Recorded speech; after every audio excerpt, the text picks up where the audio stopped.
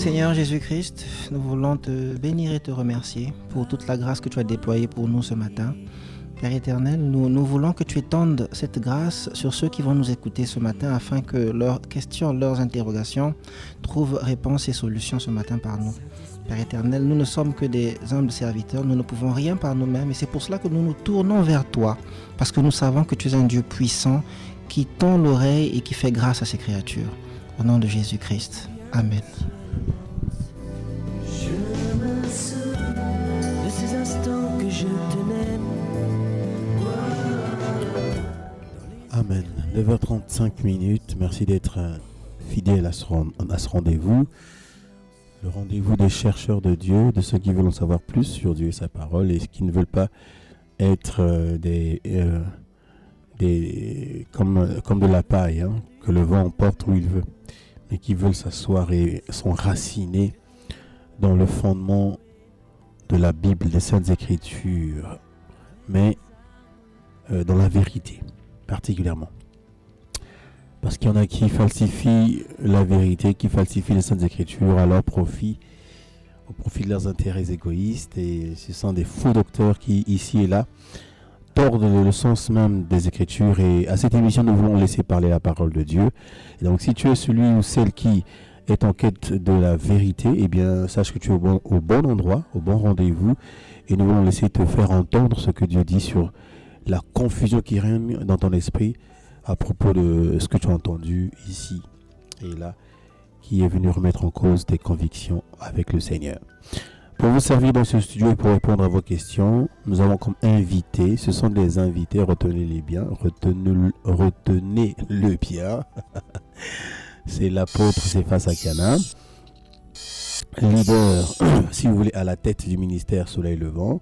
C'est lui qui en a reçu donc le fardeau et c'est lui qui emporte la vision par la grâce du Seigneur.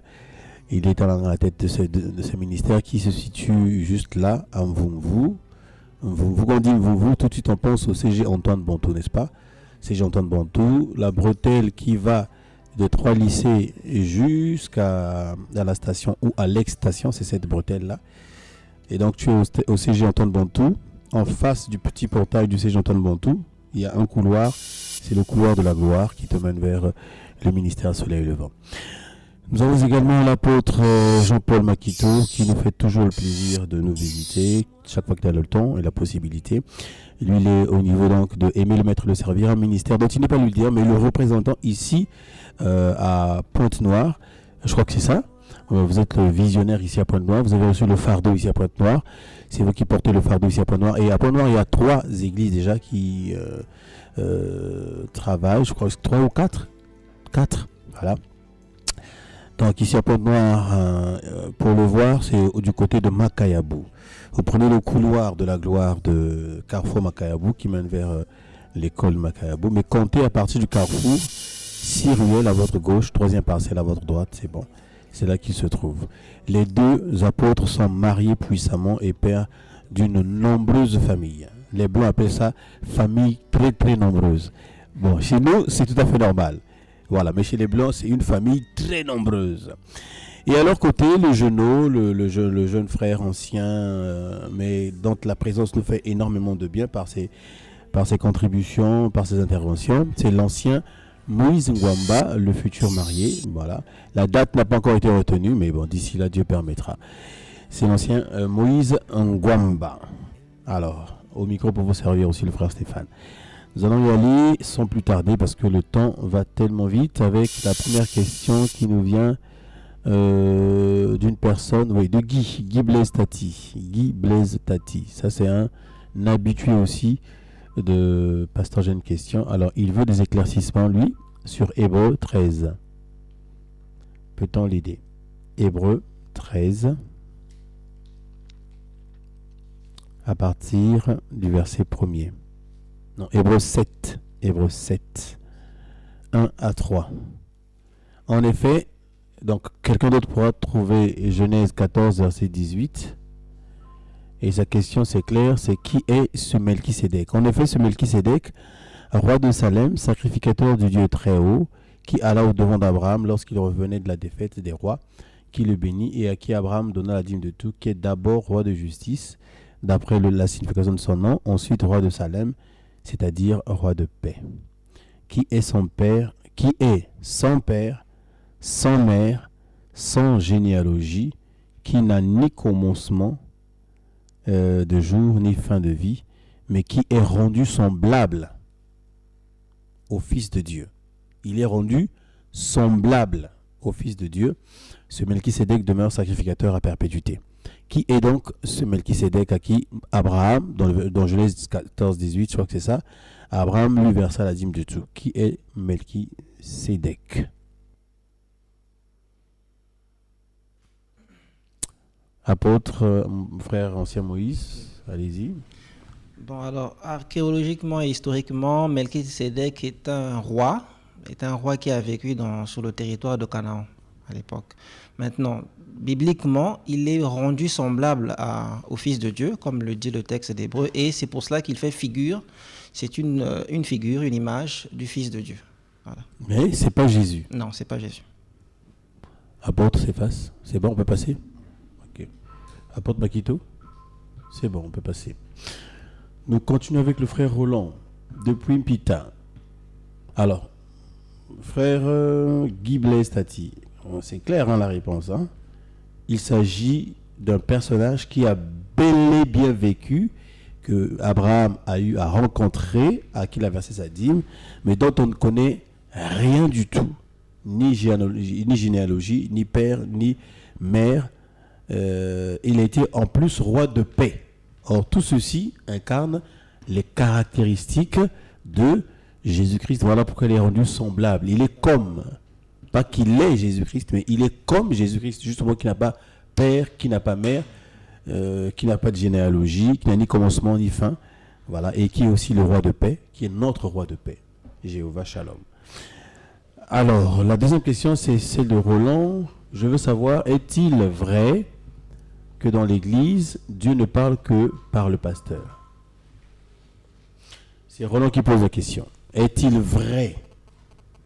Sa question est claire. Est-il vrai que dans l'Église, Dieu ne parle que par le pasteur?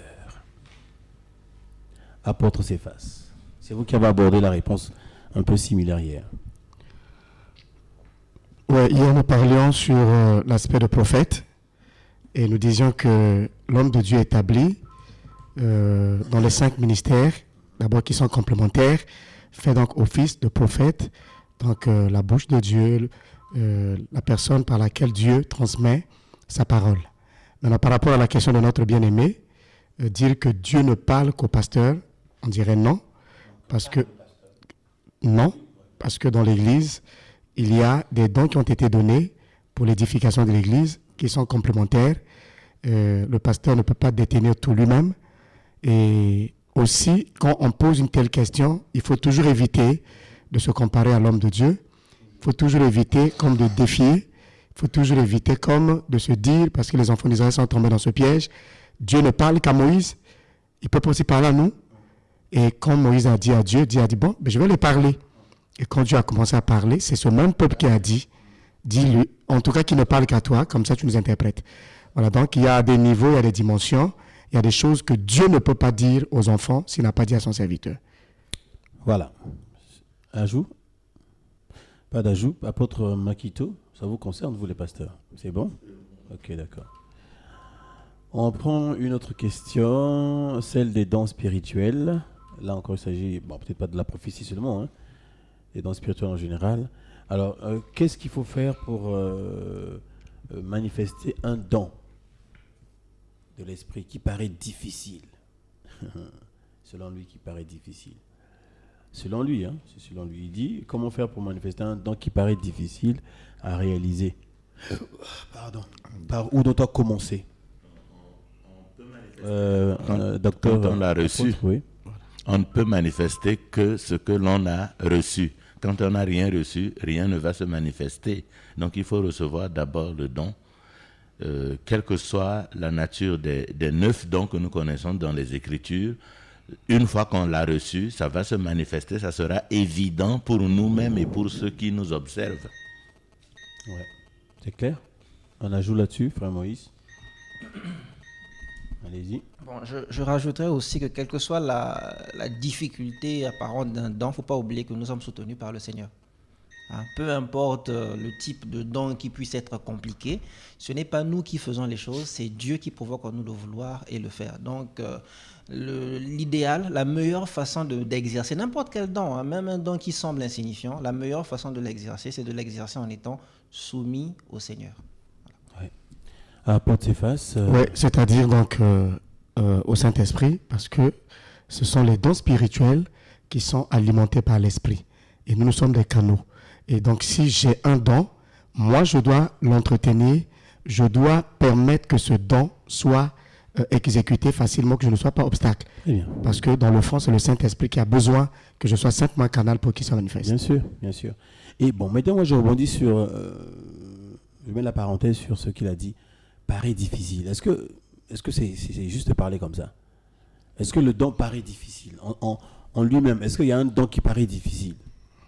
Bon, il y a peut-être des dons qui exigent beaucoup plus de sacrifices que d'autres. Hein, si par exemple vous êtes appelé à aller être missionnaire chez les pygmées à l'intérieur du pays, vous voyez que c'est différent par exemple de quelqu'un qui est appelé à être chantre dans une grande ville. Bon, moi je suis dans la pensée franchement où c'est un don. À quel niveau ça paraît difficile? Pour celui qui donne, qui permet sa manifestation, parce que pour l'Esprit de Dieu, est-ce qu'il y a un obstacle pour que ça paraisse difficile pour manifester ce don? C'est là, en fait, ma préoccupation. Oui. La difficulté engage plutôt notre responsabilité. L'apôtre Paul dit à Timothée de ranimer le don qu'il a reçu. Donc, c'est une responsabilité individuelle. Ranimer ton don. Dans le livre de Thessaloniciens, il est dit de ne pas éteindre le don. Au nom de l'ordre dans l'église, quand quelqu'un prophétise, par exemple, quand il fait du bruit, on lui dit tais-toi, garde silence. En faisant cela, on étouffe les dons. Mais il est de la responsabilité de celui qui est victime d'une telle pression de réveiller, de ranimer son don et de continuer à le manifester. Voilà. Pasteur, j'ai une question continue. En tout cas, on va axer notre émission sur le don. Je ne sais pas si vous sentez le vent de l'esprit ce matin. Okay? Pour ceux qui ont des questions sur les dons spirituels, je crois que c'est l'occasion, saisissez-la. Posez toutes vos questions sur les dons spirituels, sur le don en général, parce que la question qui suit justement encore rapport avec le don et le ministère. Donc n'hésitez pas à poser votre question si tout s'oriente là-dedans.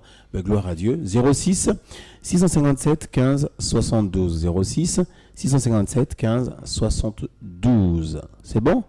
Voilà, nous poursuivons donc avec la question de notre bien-aimé qui ne s'est pas présenté, le 06 672 47 03 06 672 47 03 qui demande: bonjour pasteur, est-ce qu'on peut être en même temps docteur et donc enseignant et prophète? Peut-on exercer ces deux ministères? Nous sommes toujours dans le thème général, ministère et don. Alors nous avons là une question: peut-on être en même temps, Dieu peut nous appeler à être docteur et en même temps à être prophète? En grande partie, les docteurs ont toujours une manifestation de l'onction dans les paroles de connaissance, à ne pas confondre avec le ministère prophétique. Donc, les paroles de connaissance sont proches de la prophétie, puisque ça dévoile les secrets des cœurs, ça dévoile certains mystères dans les vies des gens. Mais le docteur, c'est un docteur de la parole, et plus il enseigne la parole, plus il a tendance à manifester ce don-là, à ne pas confondre. Ah, là on parle de don, on parle de ministère, parce que là c'est deux ministères. Est-ce que c'est possible d'exercer les deux ministères ou bien les ministères sont aussi des dons? Oui, ok, oui, je comprends. Ouais, très bien, je comprends très bien. Mais Dieu peut-il nous appeler à deux ministères? C'est ça en fait la question. Autrement dit, quoi? C'est la question que pose. Ou bien on peut avoir un ministère et en manifester occasionnellement un autre.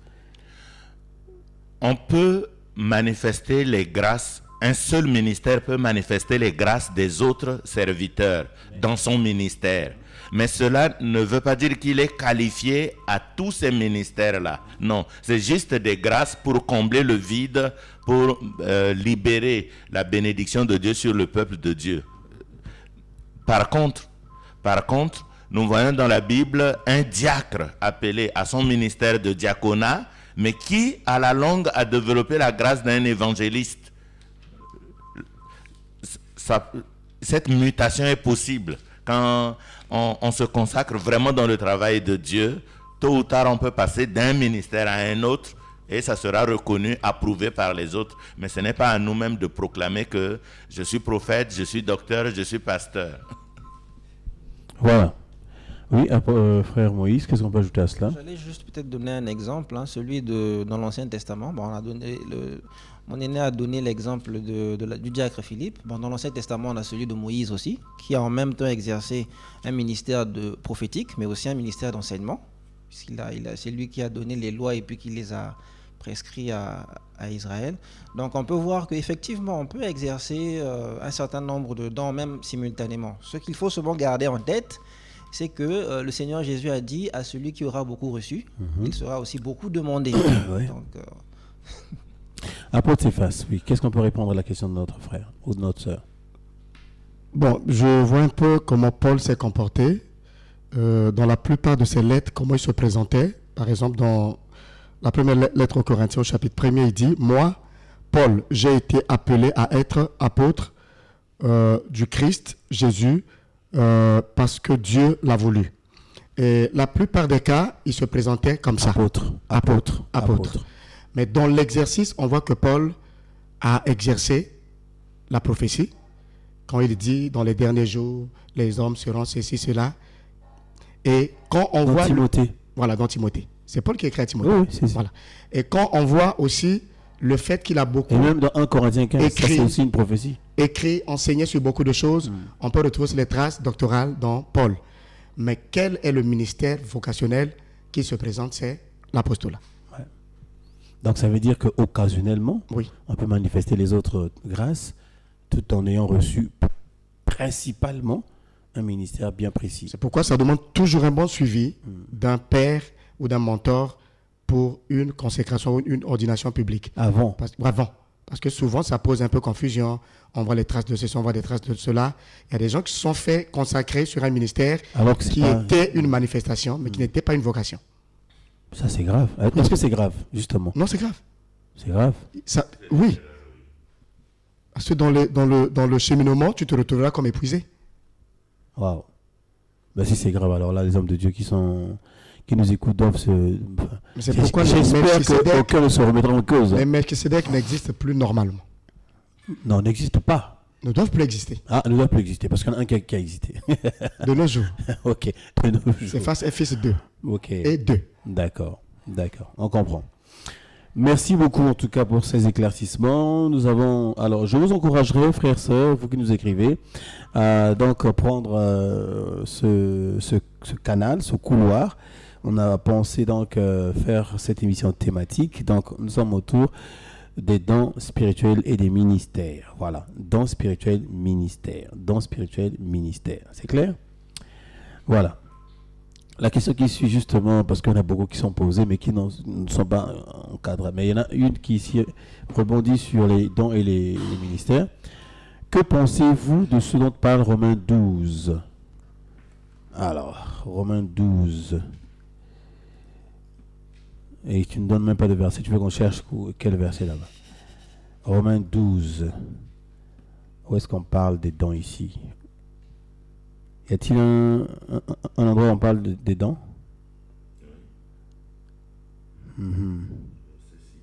Verset 6, hein? Puisque vous avez reçu, puisque vous avez des dons différents, selon la grâce qui nous a été accordée, que celui qui a le don de prophétie l'exerce selon l'analogie de la foi. Bon, là ça c'est le gros mot français. Hein? Ah, Paul, vraiment, là, selon l'analogie de la foi. Que celui qui est appelé au ministère s'attache à son ministère. Que celui qui enseigne s'attache à son enseignement. Que celui qui exhorte s'attache à l'exhortation. Que celui qui donne le fasse avec libéralité. Que celui qui préside de face. Alors, moi, j'ouvre donc une parenthèse. Est-ce que finalement, il n'y a que 9 dons? Parce que là, on voit d'autres dons ici. Est-ce qu'on peut considérer le préside, là, c'est modérateur, non, je crois. Hein? Est-ce qu'on peut considérer être modérateur comme étant un don? Ouais, parce que à ce moment-là, je crois qu'il a raison. Notre bien-aimé a raison de poser la question. Qu'en pensez-vous de Romains 12? Celui qui préside ici fait allusion à celui qui préside le conseil départemental ou régional ou national d'un ministère donné. Par exemple, pas présider un culte. Hein? Nous avons les assemblées de Dieu, nous avons les assemblées chrétiennes, et s'il y a un coordonnateur à la tête, hein, c'est celui-là qu'on dit qu'il a le don de présider. C'est différent de modérer un culte, coordonner les. Parce que là, j'ai l'impression que c'est quand même attaché au culte, pasteur. Comment? J'ai l'impression que c'est quand même attaché au culte parce que depuis Romains 12:1, on parle du culte. En tout cas, ici, c'est coordonner les ministères. Le président d'un ministère donné qui coordonne, c'est ça là. J'ai vraiment l'impression que c'est attaché au culte. Pour ma part, quoi. J'ai l'impression. Parce qu'on parle de l'enseignement, verset 7, on parle de l'exhortation, et tout ça, c'est apparemment, ça se fait dans le culte. On parle également de celui qui pratique le don, de donner, enfin celui qui donne, hein, de celui qui fait la libéralité, de celui qui pratique la miséricorde aussi, et c'est toi. Bon, bref. Alors, qu'en pensez-vous? N'y a-t-il que 9 dons ou ceux-ci peuvent être considérés comme des dons? Apôtre Céphas. C'est compliqué quand même la question aussi. Hein. Bon, Jacques dit, je crois, la référence m'échappe, toute grâce excellente et tout don parfait émane de Dieu, le Père des Lumières, auprès duquel il n'y a ni homme de variation ni changement. Dans 1 Corinthiens 12, où on retrouve ce fruit, non, c'est 9, et ici, on détaille d'autres grâces.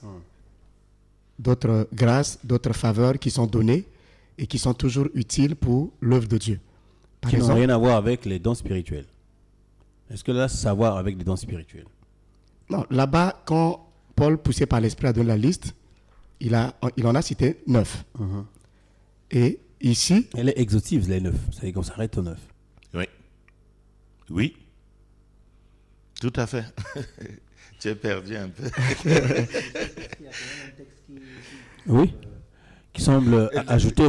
Les ministères sont des dons et les dons spirituels restent aussi des dons à part entière. Parce que l'enseignement, à la base, que nous avons toujours appris, c'est qu'il y a 5 ministères et il y a 9 dons de l'esprit. C'est ça.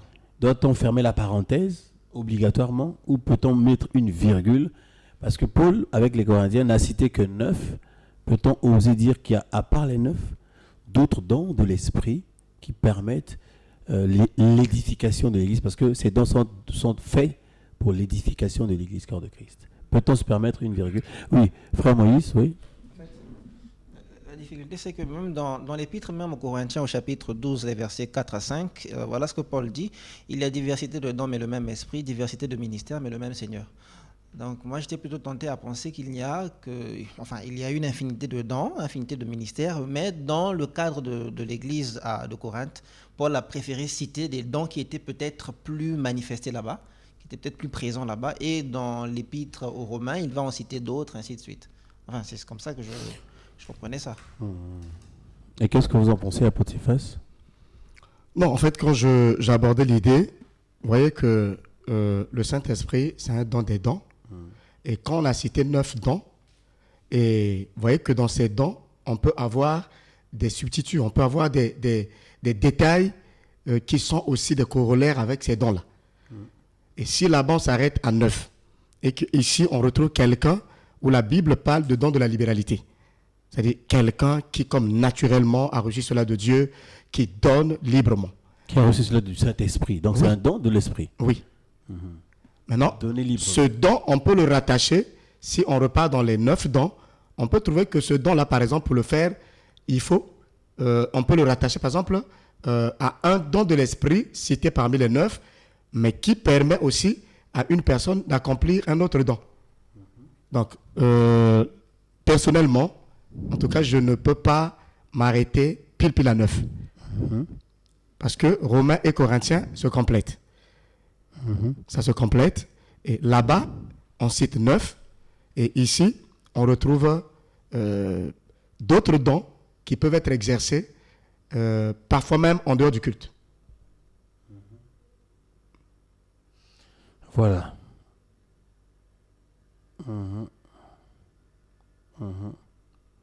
Ouais. Bon, en tout cas, je suis en train d'hésiter de parler parce que j'ai en face de moi le commentaire biblique du Nouveau Testament du disciple. Et donc, sur la partie que notre bien-aimé a posé la question, Romains 12, alors le sous-titre ici, donné à ces érudits, c'est « Dans le service au moyen des dons spirituels ». Voilà, dans le service au moyen des dons spirituels. Donc, ça veut dire que pour eux également, ils considèrent que du verset 3 jusqu'au verset 8, là également, il y a des manifestations des dons de l'esprit qui peuvent être prises en ligne de compte. Et là, ça vient remettre un tout petit peu, peut-être pas en cause, hein, mais ça vient nous encourager un peu à réfléchir encore. Parce que eux, apparemment, ça c'est quand même une étude qui date d'il y a longtemps. Romains 12, à partir du verset 3 jusqu'au verset 8, pour eux, ils canalisent ça dans le service au moyen des dons spirituels. Bon, c'est vrai qu'on parle de la prophétie, bien sûr, voilà pourquoi peut-être que les bien-aimés ont eu à citer cela. Mais en tout cas, Romains 12 nous a aussi interpellés autant que... Oui, apôtre Makito, vous voulez ajouter quelque chose? Je voudrais juste préciser que c'est vrai, comme a dit l'apôtre Céphas, oui. nous convenons que les autres manifestations de dons peuvent être rapportées aux fruits de l'esprit, aux fruits de l'esprit. Mais les dons restent les dons.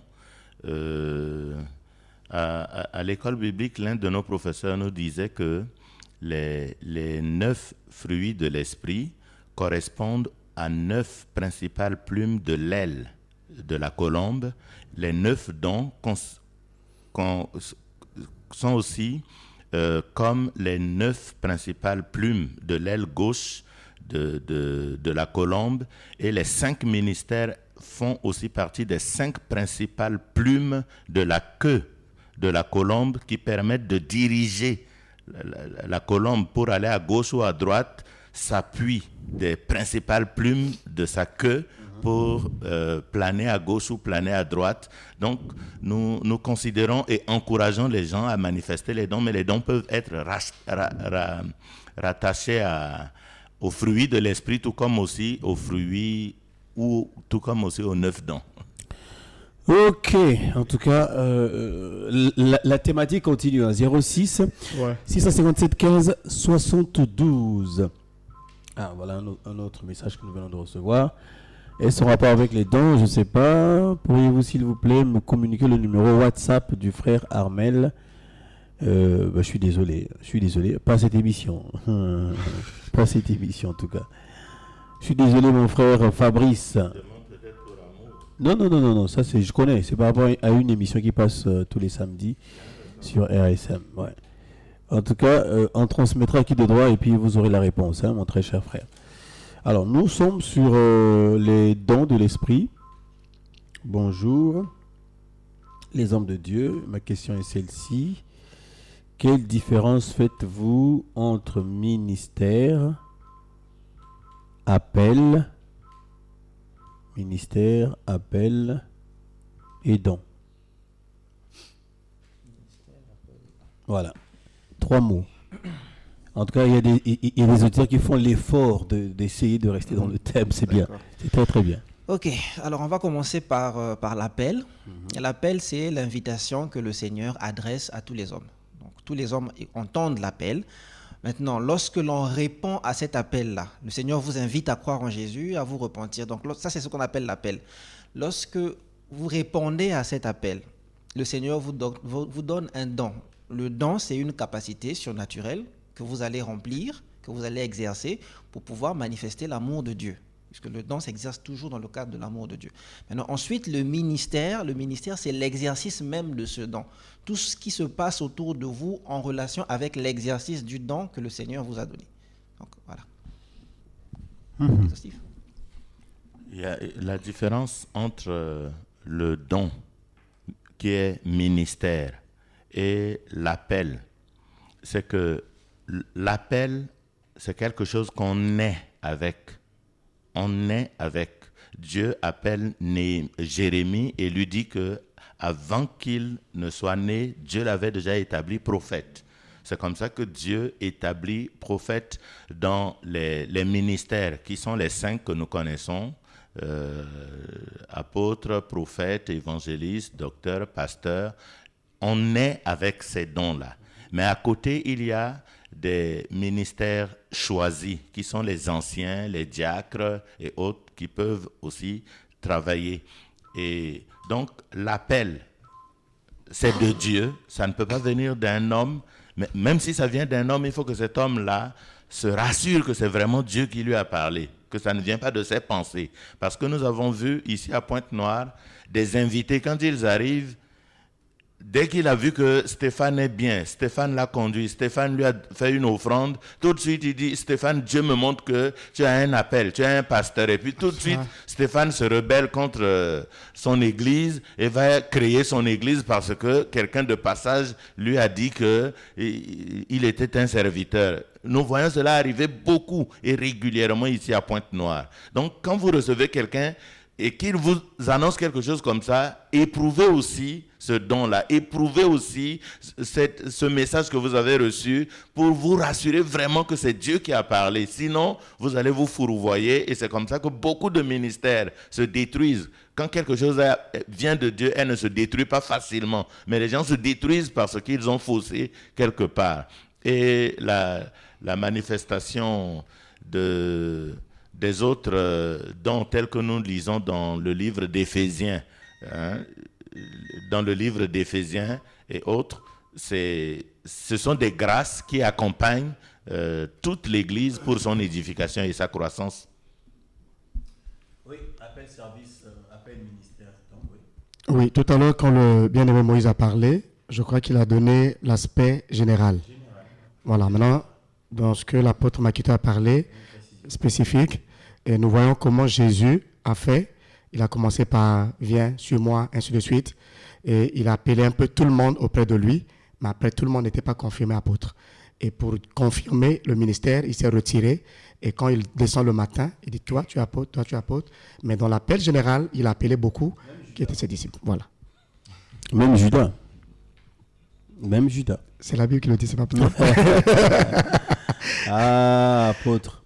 C'est Même pourquoi même un ministre de Dieu, ce que l'apôtre Makito a dit est biblique. On ne devient pas un ministre, mais on le découvre. Parce que nous venons à Christ comme un simple paroissien, on a reçu le salut, quelqu'un nous a évangélisé, on est venu. C'est dans le chemin du Seigneur qu'on découvre qu'en réalité, celui qui m'a invité en fait n'était qu'un canal, or Zamba Ibangakala. Ouais. Et voilà pourquoi le frère Vivien qui suit, pose la question, comment reconnaître son appel? Comment reconnaître son appel? Frère Vivien. Comment reconnaît-on, à quel moment reconnaît-on un appel de Dieu?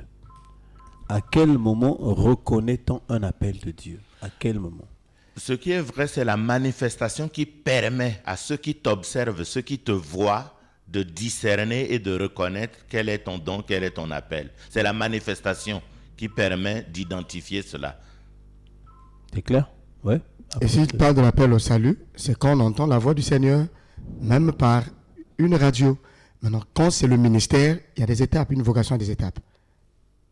Ok, une vocation a des étapes, Oui. mais un appel est immédiat. Au salut, ben, même maintenant là. Ouais. Frère Moïse? Bon, de manière pratique, moi je prends mon exemple personnel. En fait, lorsque le Seigneur t'appelle, en fait, la Bible nous dit que c'est le Seigneur qui suscite en nous le vouloir et le faire. Donc tu vas être attiré par quelque chose et tu vas vouloir aller le faire. Tu vas tellement être, attiré par cette chose-là que tu vas consacrer tout ton temps là-dedans. Maintenant, il faut être attentif. Parce que tu peux être attiré par quelque chose, commencer à l'exercer et prendre quand même la peine d'écouter ce que les autres disent autour de toi. Si les autres t'encouragent, parce qu'eux aussi ils ont le Saint-Esprit, s'ils t'encouragent, ils disent que c'est bien ce que tu fais, vraiment on a été touché, donc c'est un signe que le Seigneur t'a Comment fait ça. reconnaître? Voilà. C'est en exerçant. Voilà. Et en faisant attention aux témoignages de ceux qui sont autour de Ceux qui sont toi, autour de toi. qui pourront confirmer. Mais déjà, ton cœur est passionné de ce que tu Passionné, fais. c'est juste. Si tu es Passionné. voué à l'enseignement, tu es passionné de Passionné. la lecture de la parole de Dieu et de l'envie de donner aux autres, de comprendre la parole de Dieu.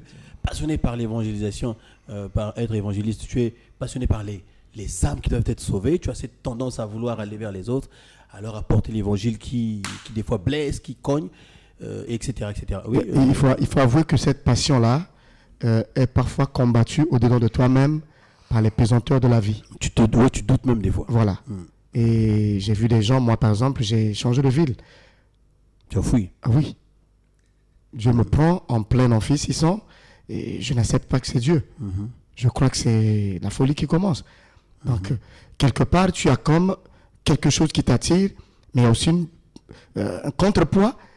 Voilà. Donc, c'est là où je dis souvent que si quelqu'un me dit qu'il maîtrisait très bien son appel, j'aurais peur de lui. Oui, souvent, c'est rare que... Souvent, je dis bien souvent, c'est rare de voir des gens qui peuvent confirmer 10 sur 10, 5 sur 5. Ouais, C'est un combat interne. Hein, un combat interne. on a prophète des nations. On a prophète des nations. Bien. Ouais. Ah non, c'est dangereux. Oui, frère Moïse. Précision quand même, parce que ce que mon aîné a dit là, c'est quand même vrai. Parce que quand vous allez commencer dans le ministère, c'est vrai qu'il y aura des personnes qui vont vous encourager, mais il y a des personnes qui vont essayer de vous écraser aussi. Ouais. Donc, c'est pour cela qu'il ne faut pas uniquement s'appuyer sur le témoignage des hommes. Il faut vraiment, si c'est un don spirituel, il faut vraiment marcher avec le Seigneur. Parce que c'est lui qui vous donnera vraiment la conviction de continuer. En tout cas, si ces réponses vous font énormément de bien, gloire au Seigneur. D'ailleurs, le frère Vivien a réagi tout à l'heure pour vous remercier, vraiment pour les réponses apportées par rapport à sa question. Merci. Voilà, frère Vivien a été très encouragé par vos réponses, gloire à Dieu. Nous avons le frère José qui nous pose la question de savoir, finalement, n'y a-t-il pas eu que les 12 apôtres? Pourquoi parlons-nous encore du ministère d'apôtres? Est-ce qu'il n'y a pas une confusion dans son esprit? C'est vrai qu'il y a eu 12 apôtres dans le passé établis par le Seigneur Jésus lui-même. Et apparemment, pour lui, ça s'arrête là. Il n'y a pas d'autres Mais apôtres. aujourd'hui, la direction de l'Église revient à l'Esprit de Dieu qui continue d'ajouter des apôtres. La direction Est-ce de qu'on peut lui l'Église expliquer appartient à l'Esprit. exactement la différence entre ces apôtres-là, témoins de ce que Jésus-Christ a vécu, et les apôtres d'aujourd'hui qui ont été appelés par ministère? C'est-à-dire qui ont ce ministère d'apostolat, et en quoi consiste-t-il? Parce que la différence peut-être aussi c'est dans ce que l'un et l'autre fait. Aujourd'hui, nous insistons simplement pour ne pas s'embrouiller ou tomber dans la polémique que c'est le Saint-Esprit qui est en train d'élever les nouveaux ministères d'aujourd'hui. Le Saint-Esprit élève et les gens qui sont autour de toi ont la confirmation et ils te donnent la main d'association. Ils reconnaissent ton appel et ils sont d'accord de travailler avec toi. C'est ce que nous avons vu le jour que notre frère Céphas a été reconnu apôtre. Nous avons vu les aînés qui sont dans la ville le consacrer. Ce n'est pas qu'il a reçu le don quand on l'a consacré, mais la consécration, c'est juste la main La tendue, reconnaissance. reconnaître son ministère. Voilà. Et nous avons Officiel. la certitude que Céphas est un apôtre, c'est tout. La reconnaissance officielle, oui. Même si nous disons que Paul a remplacé, je ne sais pas, Judas ou Matthias ou qui, Paul n'a jamais été dans le cercle des 12. Mais pourtant, c'est un puissant Ça, c'est apôtre. le troisième. C'est ça. C'est pas, parce que moi derrière tout ça, je vois trois sortes d'apôtres. Les témoins de Christ, directement témoins de Christ, Paul, apôtre par avortant, et le ministère d'apostolat aujourd'hui qui est encore manifesté parmi les 5 ministères. Est-ce que c'est pas ça là, clairement établi la différence? Oui, frère Moïse. En fait, c'est que je pense qu'il y a plutôt deux catégories. Il y a ce qu'on appelle vraiment les apôtres choisis par le Seigneur de son vivant. Voilà. Il fallait avoir marché avec le Seigneur, il fallait avoir... Ceux-là qu'on appelle les témoins. Voilà, les témoins. Ceux-là, ils étaient 12. Et même quand le 12e est parti, on a choisi quelqu'un qui remplissait les mêmes critères. Et qui était apôtre aussi. Voilà, qui était apôtre. Maintenant, ensuite, il y a eu des nouveaux apôtres. Ceux-là ont été appelés après la mort et la résurrection de Jésus. Bon, c'est vrai qu'on cite souvent Paul, mais il y a aussi Barnabas, oui. par exemple. C'est ce que je dis. Ceux-là qui ont été appelés après la mort de Jésus-Christ, ceux-là constituent la deuxième catégorie. Mais on pourrait donc parler d'une troisième catégorie qui est les apôtres qui sont en face de moi, qui ont été appelés par ministère. À ce moment-là, c'est l'Esprit de Dieu qui les a mis à part expressement pour exercer ce ministère. Moi, je ne fais pas trop la différence entre ceux-là et la d'accord. Oui, parce que je me dis que c'est pareil. Quoi. C'est pareil. Donc, un petit conseil à ne pas négliger, c'est qu'on ne doit pas mépriser les apôtres, les docteurs, les prophètes. Moi, je considère les évangélistes, les docteurs. Trois catégories. Parce que la deuxième catégorie de Paul peut être considérée comme les pionniers de l'Église. Différents des témoins directs du ministère de Jésus. Je ne sais pas si vous voyez la différence entre les témoins directs du ministère de Jésus et les pionniers, parce que tous ceux qui ont commencé, j'ai l'impression que tous étaient des apôtres. Tous, même Apollos apparemment était considéré comme apôtre, quoique certains l'ont reconnu comme étant docteur, d'autres. Mais j'ai l'impression qu'il y a une différence entre les témoins et les pionniers de l'Église primitive, et ensuite les appelés d'aujourd'hui au ministère. Je ne sais pas, enfin... oui, apôtre Céphas? Non, j'en appelais au respect, dans le sens que si Pierre se ressuscitait aujourd'hui, lui ne pourra pas dire qu'il avait tout fait. Si Paul revenait à la vie aujourd'hui, il ne dira pas qu'il a tout fait. Mais nous sommes très conscients que même quand nous bâtissons une œuvre, nous bâtissons sur le fondement apostolique. Et c'est ça le rôle de l'apôtre aujourd'hui?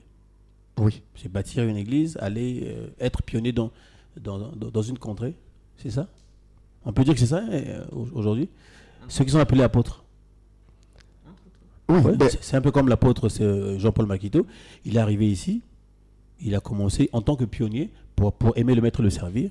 Et je peux même considérer aussi comme l'apôtre Céphas dans le même sens où tu t'en vas, tu ne sais pas ce qui se passe. C'est ce qui s'est passé pour toi. Vous savez que tu t'es engagé dans quelque chose, mais tu ne savais pas que... C'est pas une émission peut-être de témoignage. Oui. Moi, j'ai connu mon père spirituel en 1995.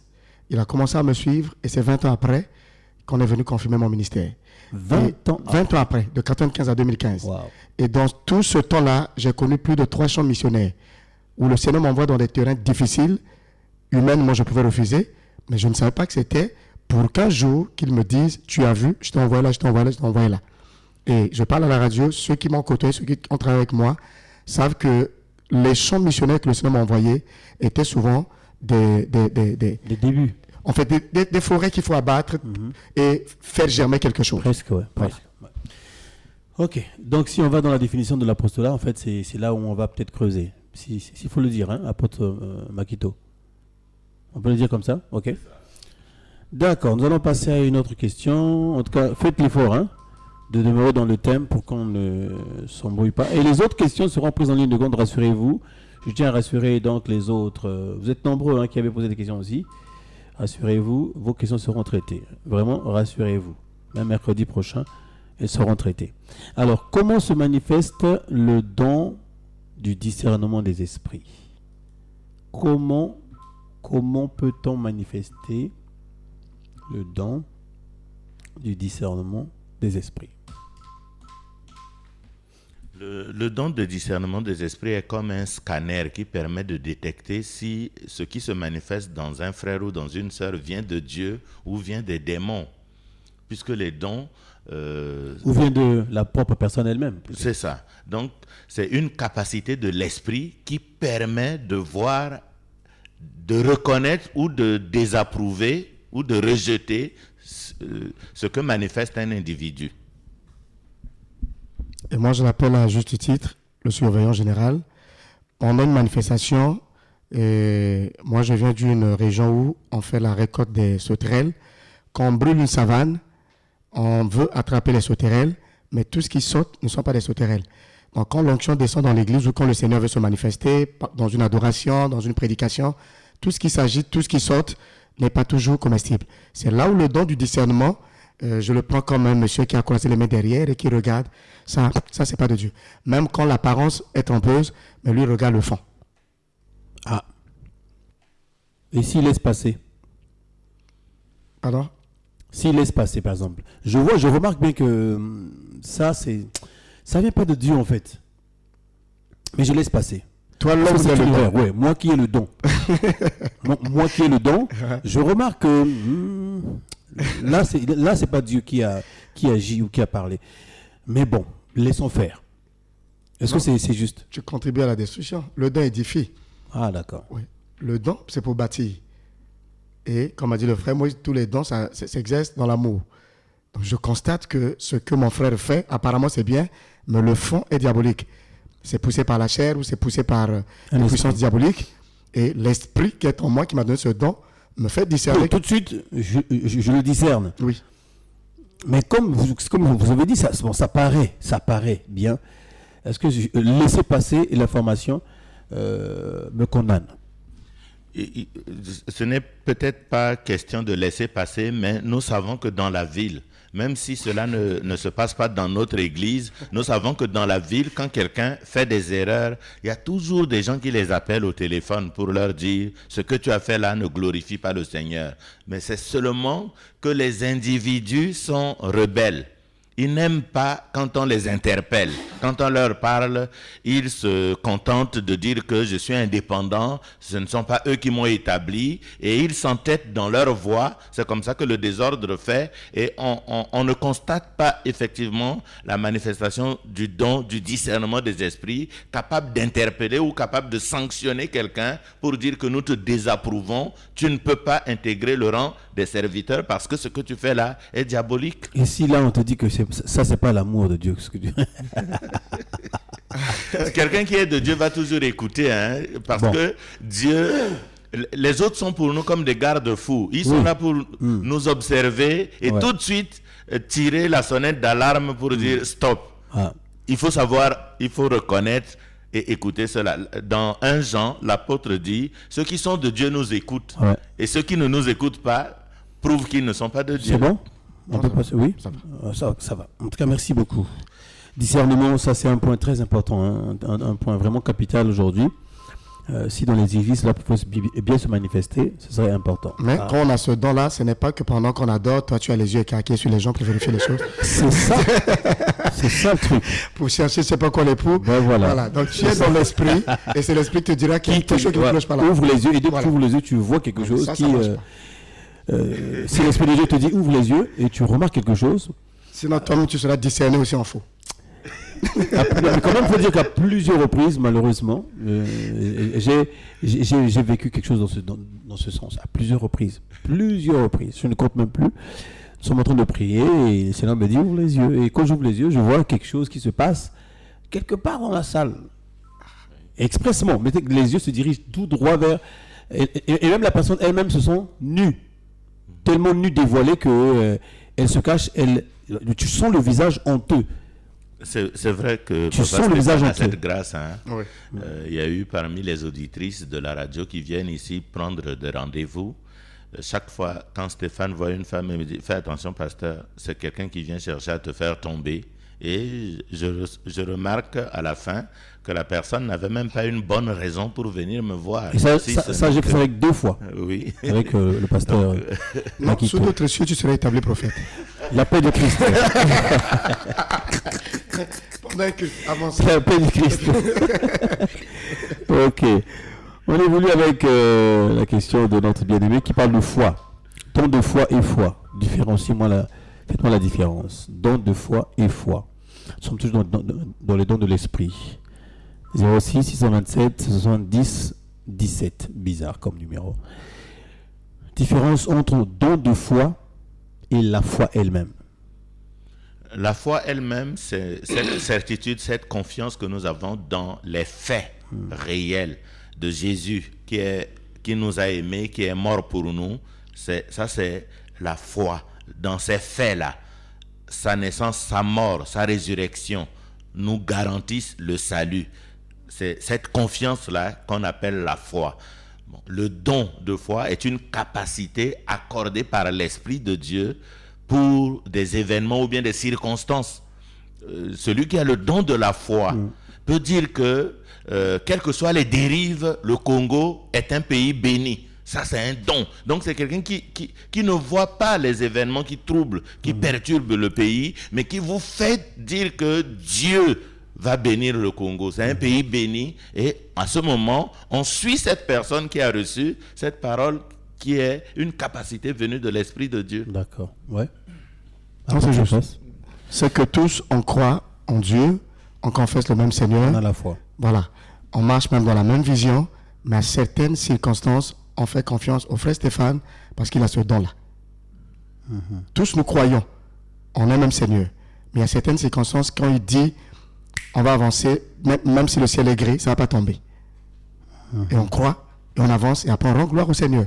D'accord. Frère Moïse. Pour donner un exemple, pour illustrer ça, c'est l'histoire d'un missionnaire qui avait bâti, qui avait ouvert un orphelinat. Et ils vont arriver à une période où il n'y avait plus rien à manger. Ah, c'est pas absolument plus Moody. rien.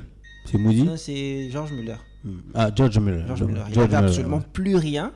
Et donc, qu'est-ce qu'il va faire? Il va appeler tous les enfants, il va les faire asseoir sur la table comme d'habitude. Il n'y avait rien, hein. Rien. Ils vont s'asseoir et il va remercier le Seigneur pour la nourriture. Et au moment où il finit la prière, quelqu'un qui sonne à la porte, c'est le boutiquier qui avait un supermarché à côté. La cargaison qu'il devait recevoir pour son supermarché, dans le véhicule, avait fait un accident. Donc, pour éviter que la nourriture se perde, il s'était souvenu qu'il y avait un orphelinat non loin et donc il est venu apporter la nourriture. Donc, vous voyez qu'il y a des personnes chez qui la foi, c'est vraiment un don. Ça. Wow. Frère Vivien toujours, quel est le don qu'il faut recevoir de l'Esprit pour être un intercesseur?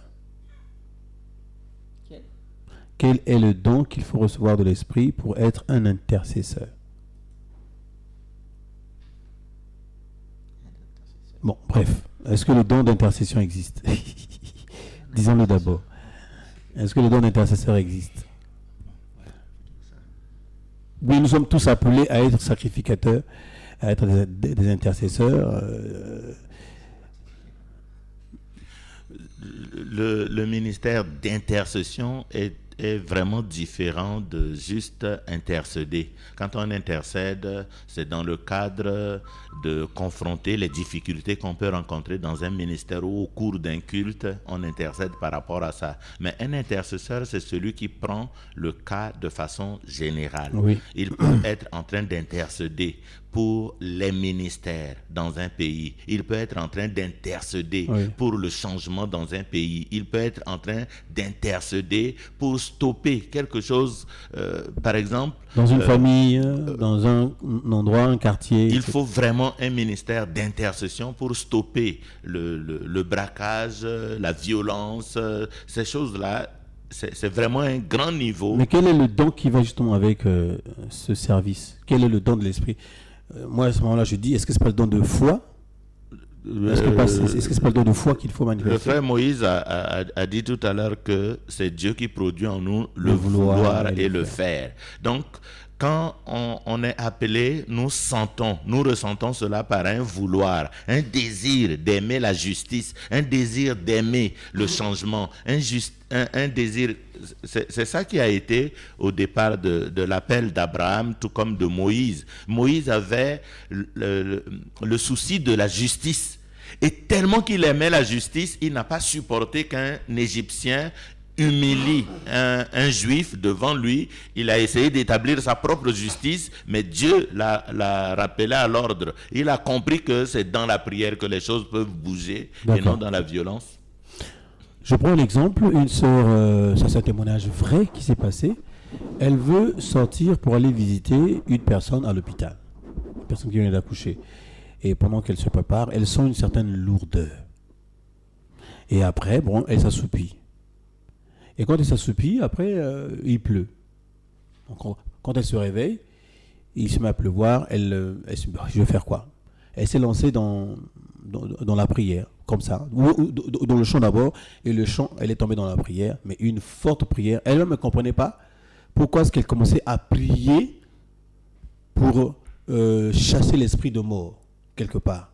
Arrêter l'œuvre de l'esprit de mort à un endroit bien précis. Elle a prié pendant 2 heures. plus de 2 heures même. Et quand elle a fini de prier, voilà, et puis finalement, elle est restée, elle n'est plus sortie. Et le lendemain, ou quelques jours après, elle croise la personne qu'elle devait rencontrer à l'hôpital, qui lui explique des événements qui se sont déroulés le jour où elle a prié, à l'heure où elle a prié, à l'hôpital Assisi. Pour ceux qui se souviennent, il y a eu un feu qui s'est déclenché, on ne sait pas où, ça remonte à quelques années, s'est déclenché je ne sais pas où, et c'est dans cette même période, en fait, à la même heure là, dans la même tranche d'heure que elle, l'Esprit de Dieu l'a poussée à prier, parce que les enfants étaient en danger dans ce service on dit néonatologie. Voilà, exactement. Et donc le Seigneur a épargné beaucoup de vies. On ne sait pas ce qui s'est passé exactement, mais en tout cas le Seigneur a épargné beaucoup de vies. Peut-être que les anges sont venus comme gérer le feu. Certainement. Le feu a été programmé par le diable qui voulait détruire la destinée d'un enfant. Ouais, voilà.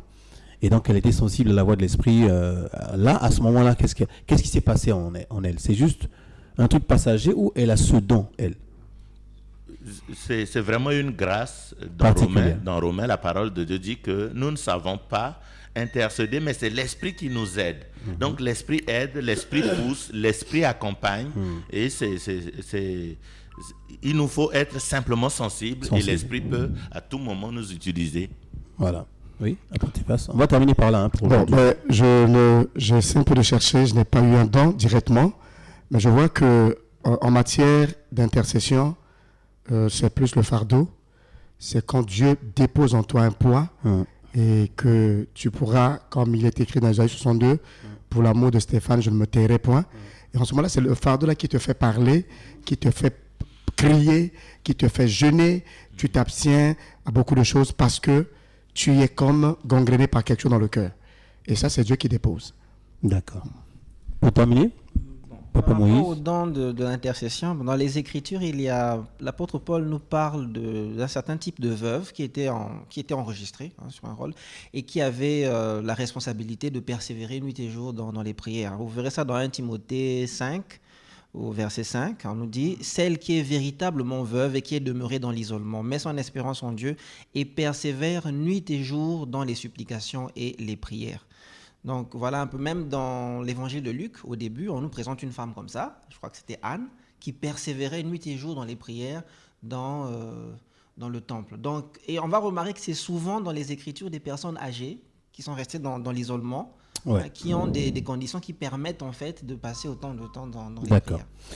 Je vais quand même faire lecture de l'intervention du 05 750 86 52. Bonjour, je voulais intervenir sur un point concernant les dons. Les Bibles traduites en français nous embrouillent. Je lis tel qu'il a écrit.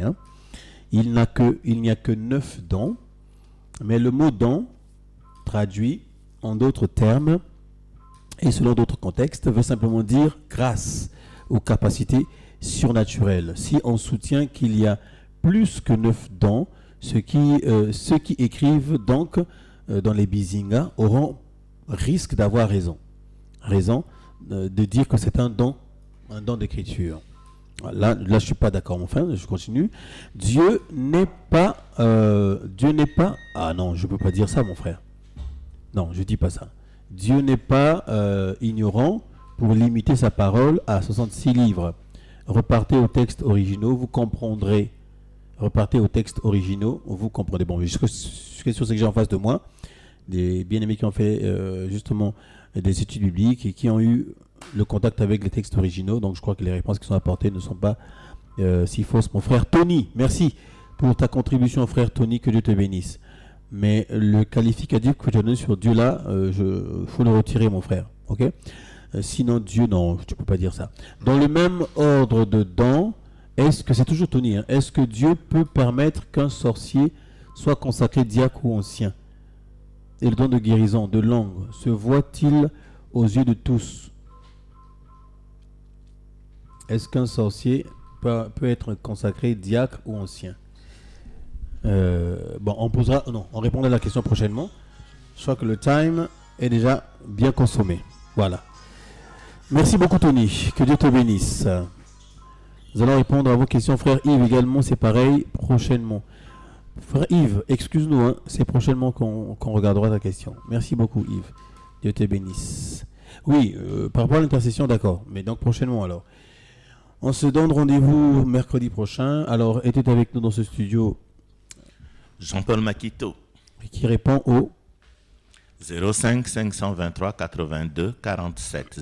05 523 82 47. Oui, et nous avons également Le frère Moïse Ngwamba au 06 632 06 60. Vous pouvez nous retrouver aussi sur YouTube et sur Facebook. D'ailleurs, vous allez nous retrouver grâce à Moïse sur YouTube, justement. Il faut louer donc l'engagement qu'il a pris, donc de permettre à tous ceux qui ont la navigation de nous voir, sinon de revoir ces émissions sur YouTube, de revoir ces émissions, mais filmées, parce que là, c'est les images. Donc vous verrez la tête de Moïse, vous verrez la tête de Papa Cephas, vous verrez la tête de Papa Makito, et vous verrez la boule ronde de Papa Stéphane. Voilà. D'ores et déjà, la chaîne RSM dispose d'une adresse mail. Ah, d'accord. C'est rsmcongo@gmail.com. rsmcongo@gmail.com. rsmcongo@gmail.com. On aurait pu ajouter RSM Congo BZV parce qu'il y a aussi RSM de l'autre côté. Oui. Bon, je crois qu'on va d'abord se contenter de ça. RSM Congo simplement, le tout collé. Le tout collé, voilà. En minuscule. Voilà. Donc, voilà, notez tout ça. Et nous terminons par l'apôtre Cephas Akana. Lui, il répond au 06 667 11 54. On se dit au revoir et que Dieu nous garde. Merci en tout cas de votre attention et de votre disponibilité. Bye.